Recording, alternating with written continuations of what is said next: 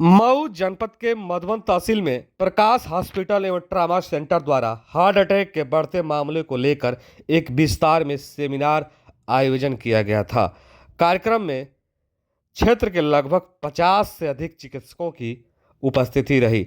Seminar में cardiologist doctor Vishwajeet Singh ने हृदय की संरचना और कार्यप्रणाली पर प्रकाश डालते हुए बताया कि हृदय हमारे शरीर का सबसे महत्वपूर्ण अंग है, जो निरंतर रक्त संचार कर शरीर के प्रत्येक हिस्से को ऑक्सीजन और पोषक तत्व पहुंचाता है।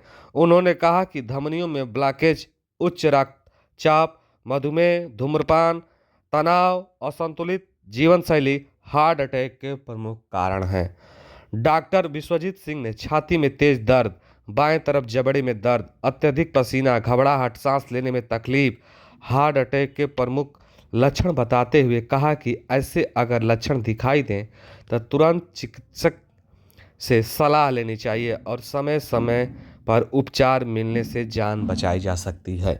ये जो तस्वीरें देख रहे हैं, ये मऊ जनपद के मधुबन तहसील क्षेत्र के राहुल क्लिनिक पर एक प्रकाश हॉस्पिटल एवं ट्रामा सेंटर द्वारा एक सेमिनार कर एक जागरूकता और एक संदेश देने का काम किया गया कि किस तरह से हम लोगों को गंभीर से गंभीर रोगों से लड़ने के लिए क्या क्या उपाय करना चाहिए, कैसे सावधान रहना चाहिए। वहीं कार्यक्रम की अध्यक्षता करते मधुबन उप जिलाधिकारी राजेश अग्रवाल ने कहा कि इस तरह से कार्यक्रम लोगों को स्वास्थ्य के प्रति जागरूक करने में अहम भूमिका रहती है। वहीं कार्यक्रम के दौरान मधुबन उप जिलाधिकारी राजेश अग्रवाल को बुके और अंग वस्त्रक देकर सम्मानित किया गया। वहीं विशिष्ट अतिथि के रूप में मधुबन सीओ क्षेत्राधिकारी अंजनी कुमार पांडे ने कहा कि डॉक्टरों को समाज का एक अभिन्न अंग बताते हुए उनके योगदान की सराहना की और कहा कि डॉक्टर हमारे जीवन में बहुत ही महत्वपूर्ण भूमिका निभाते हैं। सीओ मधुबन अंजनी कुमार पांडे ने कहा कि मनुष्य को जिंदगी जी तो रहा है, लेकिन उसका ज़िंदगी का पूरा मशीन जो होता है उस पर कब्जा डॉक्टर की देखरेख में ही होता है। अभी किसी प्रकार की कोई दिक्कत होती है तो उसे डॉक्टर तुरंत उस चीज़ को सही कर देता है और हम लोग अपने जीवन को अच्छे से चाहे दोबारा और एक सुचारू रूप से जीने पर अग्रसर हो जाते हैं। वहीं कार्यक्रम के संचालक और अस्पताल के डायरेक्टर, प्रकाश हॉस्पिटल और ट्रामा सेंटर के डायरेक्टर डॉक्टर मनीष कुमार राय की देखरेख में हुआ। अतिथियों को बुके और अंग वस्त्रक देकर सम्मानित किया गया। ये जो तस्वीरें देख रहे हैं ये मधुबन से है, जहाँ पे एक हृदय रोग विशेषज्ञ डॉक्टर द्वारा लोगों को सुझाव दिया गया। वहीं इस मौके पर doctor Nasir Ali, doctor Umesh Gupta, doctor Rajesh Yadav, doctor Janardan Yadav, doctor Izhar, doctor Ibrahim, doctor Abid Ali, doctor Samad सहित अनेक चिकित्सक उपस्थित रहे। कार्यक्रम को समापन का धन्यवाद देते हुए सभी लोगों ने हृदय रोग पर एक विस्तृत जानकारी डॉक्टर विश्वजीत सिंह से लिए। मऊ के मधुबन से मनीष यादव की रिपोर्ट आप देख पा रहे हैं। हो सकता है, डिप्रेशन भी हो सकता है और अल्टीमेटली थोड़ा देर बाद जाके वहाँ क्यूएफ बनना चालू हो जाएगा। वो सारे फोटोज में कैथ लैब शुरू होने वाला है। मऊ में कैथ लैब शुरू हो रहा है, इसके लिए पूरे मऊ वासियों के लिए बहुत बहुत बधाई। और आज हमारे आए हुए मेहमान तेज तर्रार या मतलब जब से मऊ जिले में आए हैं, मऊ की कमान संभाले हैं, तो ये मेरा दुर्भाग्य है कि मैं जी सर बहुत बढ़िया एक्सपीरियंस रहा होता है। बहुत आप दोनों का बहुत खैर। चलिए, मधुबन को आप लोगों ने एक नया है, तुम हो तो शाम हंसी है। बहुत वो वाकई आप जो है आपके साथ काम करने का मुझे मौका मिला, उसी दिन मिला, अद्भुत मिला। और 2 लाइन और के लिए कह दूं मैं, उसके बाद मैं विदा लूंगा, चूंकि मेरा कहीं इंतजार हुआ है, तो इसलिए खाना खा के जाना है। हाँ, यही जुनून, यही खवाब मेला है। वाह, जुनून एक बात है। जवाब मेरा है, दिया जला के रोशनी कर दूं जहां अंधेरा है। वाह, और गजब गजब का भाई, थैंक यू सर, बहुत अच्छा आपने वो कि मैं मिला हूँ तो उनके बारे में कुछ जाना, तो एक शेर इन पे वो निगम साहब ने आदेश दिया कि अरे भाई ये मतलब आप जांच करके आख्या दें, तो जांच करके आख्या दी गई, उसमें बाकायदा हमारे DAOU जो डिस्ट्रिक्ट आयुर्वेद एंड यूनानी ऑफिसर्स और हमारे CMO साहब ने ज्वाइंट पूरी जांच की और जांच करके डीएम साहब को बाकायदे लेटर, दोनों संयुक्त लेटर दिया कि नहीं ये एलिजिबल हैं, ये एलोपैथ भी कर सकते हैं। और चूंकि इंटीग्रल हमारी गवर्नमेंट ने बना के रखा है कि गांव-गांव का इलाज तो MBBS MD और MS और DL तो नहीं कर सकते सर, तो इसलिए हम लोग को इंटीग्रेशन दिया गया। तो सर ये मैं आपको बता देना चाहता हूँ, आपको ध्यान में रखना चाहता हूँ।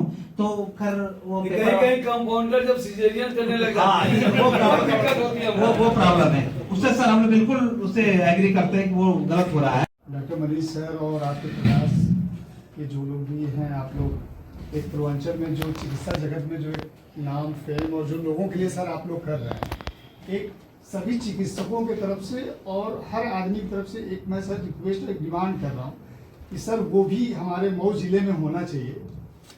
बहुत से बच्चे सर जो है उसके जो है VST के दिल में सुराग हो रहे हैं, तो उस तरह की कोई यहाँ पूर्वांचल में हमारे यहाँ तो खैर नहीं है सर, और इसमें बहुत सारे बच्चों की जान जा रही है। इतना बड़ा सर कर रहे हैं, तो मैं ये चाहता हूँ, रिक्वेस्ट कर रहा हूँ कि सर कुछ इस तरह की सिस्टम लगाइए, यहाँ पे किसी डॉक्टर को लाइए हम मऊ जिले में जो specially cardiac physician, paediatric physician cardiac या फिर जो है पेडियाट्रिक कार्डियक सर्जन, ताकि जो छोटे बच्चे हैं सर ना वो उसकी डेथ रेट कम हो, डेथ रेट कम हो और उनको देख के लगता है कि यार तो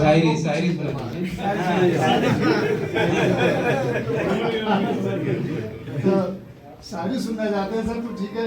तो मुश्किल भी आसान लगती है, यकीन हो साहब, तो मुश्किल भी आसान लगती है, एकता की ताकत से पहचान बनती है।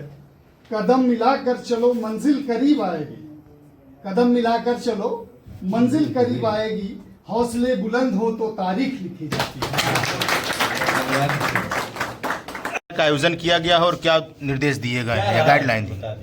आज हमने CME ऑर्गेनाइज किया था, जिसमें जो प्राइमरी फिजिशियंस हैं, जो हमारे आयुर्वेदिक और यूनानी चिकित्सक और जो भी बेसिकली प्राइमरली किसी भी पेशेंट से डील करते हैं जब वो पहली बार आता है, उनको आज समझाया गया कि कैसे हम हार्ट अटैक के लक्षण को पहचानें, कैसे उसका बचाव कर सकें, उसका सही इलाज कैसे कर सकें और कैसे कहीं हायर सेंटर पे कब भेजना है, कब उसको ऑपरेशन के लिए सजेस्ट करना है, ये सारी बातों के बारे में हमने डिस्कशन किया। कैसे सुझाव दिए गए हैं आज? सर CSC फतेहपुर मंडाव है, यहाँ पे आए दिन हार्ट के मरीजों का डेथ हो जाता है, क्या आप जानकारी देना चाहेंगे कि किस तरह क्या उपाय किया जाए, सुझाव क्या है? देखिए, सबसे पहले काम, कोई भी हार्ट का पेशेंट अगर आपके पास आता है तो उसको तुरंत किसी कार्डियोलॉजिस्ट के साथ कंसल्ट करना चाहिए। और इस समय हमारे डिस्ट्रिक्ट में बहुत ही कम लोग अवेलेबल हैं और 24 आवर्स तो कोई भी अवेलेबल नहीं है। तो प्रकाश हॉस्पिटल के इमरजेंसी में आप कभी भी आइए, 24/7 अवेलेबल रहेंगे और एंजियोग्राफी, एंजियोप्लास्टी वगैरह सारी सुविधाओं का हम स्टार्ट। सर एक क्वेश्चन है जो समाज को देखते हुए, जिस तरह से आज लगातार हार्ट अटैक की समस्या बढ़ती जा रही है, कम उम्र से लेकर के ज़्यादा उम्र तक, कोई ऐसा सुझाव देंगे जो थेरेपी यानी जो तत्काल में थेरेपी दिया जाए जिससे डायरेक्ट लाभ हो? जैसे हॉस्पिटल जाते जाते समय लग जाता है, अभी हमारे एक मित्र की डेथ हो गई हार्ट अटैक से, उनको तुरंत इलाज नहीं मिल पाया, तो इसके लिए क्या कोई सुझाव देंगे थेरेपी के लिए? क्या थेरेपी के लिए जैसे हार्ट अटैक के लक्षण पहचानना थोड़ा जरूरी है। पहली बात ये है, क्योंकि शुरू में जब सिम्टम थोड़े कम हो, हल्का फुल्का दर्द हो, हम सबकी आदत है इग्नोर करने की जब तक अति ना हो जाए। कहाँ दर्द होता है सर? और इसका दर्द हमें जबड़े से लेकर नाभि तक किसी भी एरिया में हो सकता है, और खासकर महिलाएं और बुजुर्ग लोग जो हैं, जब पेट वाले एरिया में दर्द हो तो उसे हमेशा गैस या खाना ना पचना, ये सब चीज़ों को समझ के 2-3 दिन इग्नोर कर देते हैं। हमारे पास, क्योंकि हम जैसे अपने कार्डियोलॉजी वाले लैंग्वेज में बोलते हैं, टाइम इज मसल। इसका मतलब ये है कि जितनी जल्दी और जितना जल्दी हम उस ब्लॉकेज को खोल दें, उतना ज़्यादा फायदेमंद और उतने ज़्यादा उनके बचने के चांस रहते हैं। जैसे कि दर्द जिस समय, जिस टाइम एग्जैक्ट 1 मिनट पहले अगर अभी चालू हुआ है, आप तुरंत जाइए ECG कराइए और उसको किसी डॉक्टर को दिखाइए कि हमारे ECG थेरेपी की बात किया हूँ, इमरजेंसी में हम क्या करें? तो थेरेपी आप तब दे पाएंगे जब आप पकड़ पाएंगे उस चीज़, और जैसे ही पता लग जाए तो उसके बाद जैसे हमने आज बात की थी, हमारी कुछ मेडिकेशंस हैं जैसे कि एक हेपेरिन का इंजेक्शन और एस्पिरिन, क्लोपिडोग्रेल और एक स्टैटिन की टैबलेट जो है, जो हम लोडिंग डोज बोलते हैं, वो कहीं से लेने के बाद तुरंत उस हॉस्पिटल जाइए जहाँ पे कैथ लैब अवेलेबल है। हमें बचाव क्या करना चाहिए कि हार्ट अटैक ना हो? इसके लिए आपको ये चीज़ पे ध्यान देना पड़ेगा कि आपको ऐसी क्या क्या बीमारियां हैं जिनकी वजह से हार्ट अटैक आने की संभावना है। पहली आजकल के भागदौड़ की जिंदगी में कैसे खान पान में कैसे सुधार करें कि इससे बचा जा सके?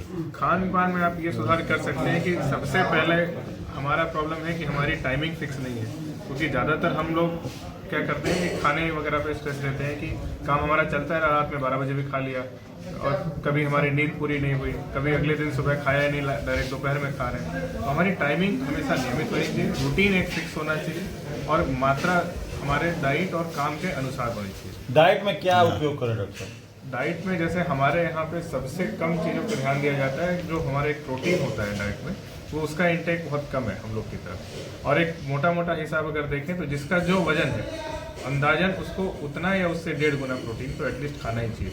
एग्जाम्पल के तौर पे किसी का वजन अगर 70 किलो है तो 70 ग्राम प्रोटीन उसको दिन का लेना चाहिए, और जो भी कैलोरीज उसके वजन और उसके काम के अनुसार बनाई गई है उसका एक चार्ट होता है, उसके हिसाब से ही वो खान पान का सेवन करें। और एक जो यूजुअल हम जनरल नॉलेज की तरह हम सबको बताते हैं, जैसे तली भुनी चीज़ों को अवॉइड करें, स्पाइसी चीज़ें थोड़ा सा कम खाएं, ये सबको पता रहता है।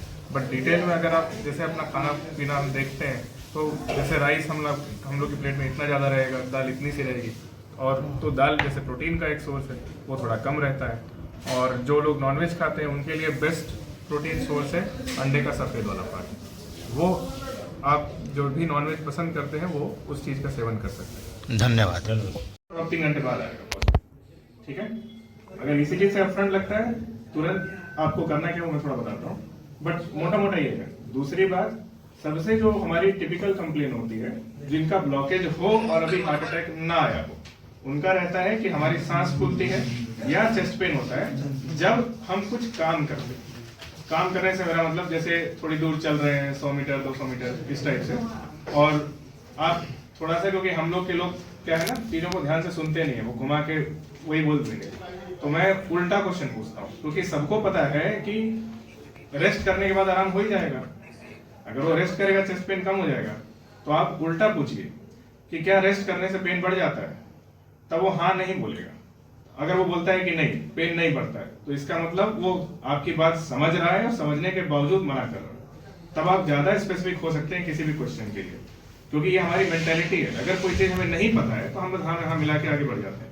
अगर आपने ऐसे पूछा कि नहीं हाँ चलने पे तेज दर्द होता है, बैठने पे आराम हो जाता है, वो हाँ बोल देगा, आपको लगेगा भाई आप उसी से पूछवाइए, उसी से बोलवाइए कि उसके साथ किस टाइम ज्यादा हो रहा है, किस टाइम कम हो रहा है, किस टाइम क्या हो रहा है, थोड़ा टाइम देना पड़ेगा आपको।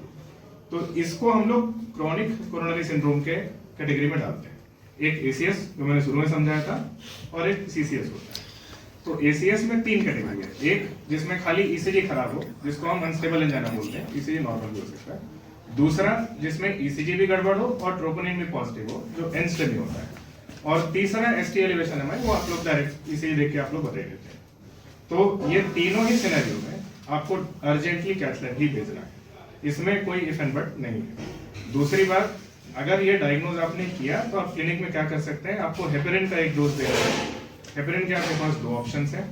एक तो आप यूएफएच अनफ्रैक्शनेटेड हेपेरिन 5000 का इंजेक्शन आप डायरेक्ट लगवा सकते हैं, या फिर लो मॉलिक्यूलर वेट हेपेरिन हम बोलते हैं, जिसके कुछ फेमस ब्रांड नेम जैसे क्लेक्सेन, लुपिनॉक्स टाइप के जो हम यूज करते हैं मार्केट में, उसका वेट के हिसाब से 2 ऑप्शन में आता है, वो 0.6 और 0.4।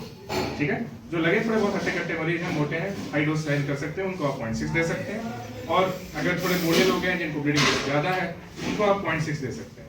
सीकेडी के पेशेंट्स में क्लेक्सेन या जो हम लो मॉलिक्यूलर वेट हेपेरिन है उसको अवॉइड करना है, आप बस यूएफएच दे दीजिए। पहला इंजेक्शन हुआ ये। दूसरा आपको लोडिंग डोज देनी है। लोडिंग डोज का क्या मतलब है, आपके पास जैसे क्लिनिक में ये टैबलेट्स का सेट बने रहना चाहिए। इकोस्प्रिन जो एस्पिरिन होती है 75 mg की टैबलेट आती है या 150 mg की, वो आपको 300 mg, मतलब 75 वाली है तो आपको लगभग 6, हाँ जिन्होंने भी बोला उन्होंने किया है। क्लोपिडोग्रेल का 600 mg और अटोरवा का 80 mg। अगर आप रोजोस्टेटिन यूज करते हैं तो 40 mg। ये आपको तुरंत उसको खिला देना है। और एस्पिरिन ध्यान रहे घोटना नहीं है, च्यूएबल फॉर्मेट में होना चाहिए। ठीक है, वो उसको चबाना है ताकि वो तुरंत काम करे।